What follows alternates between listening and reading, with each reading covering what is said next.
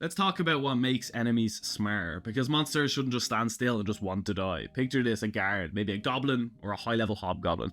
He's maybe watching the entrance to a cave. He's not just standing there, he might barricade the entrance or set traps, a pressure plate maybe outside the cave so they wouldn't suspect it, a pile of logs ready to drop from above. As the party dodges the logs, archers open fire. Maybe there's a pitfall trap that drops intruders straight into a war pit down below, feeds the beasts, and deals damage with the enemies. It's efficient. If the guard drops to half health, he doesn't just want to fight to the death, he runs for reinforcements. Maybe he sends a runner. Maybe he lights a signal or alerts a nearby patrol just in case. If he's really smart, he uses deception, maybe dummy targets, fake silhouettes, crossbow traps to make it sound like there's way more enemies than there actually are. He might even be alone, but prepared. There's probably even a getaway route, a tunnel, a rope, a hidden exit.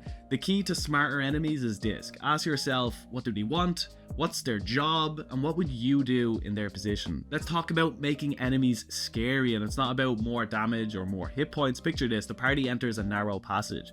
For a second, they see a woman glowing bright blue, and then she's gone. As they move forward, they notice limbs pressing out of the soil and roots, shifting. Then suddenly, they grab you. That's fear. Making something scary is about waiting for the right moment.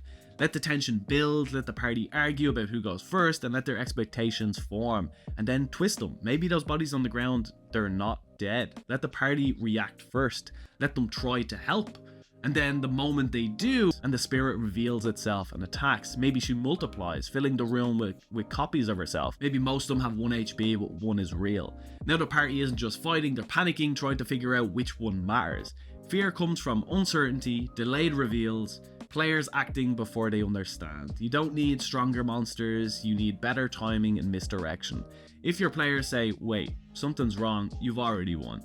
The moment an enemy stops being a stat block and becomes a character, your players will remember them, and if they escape, they'll never forget them. On the next episode, we're going to talk about boss fights and phases.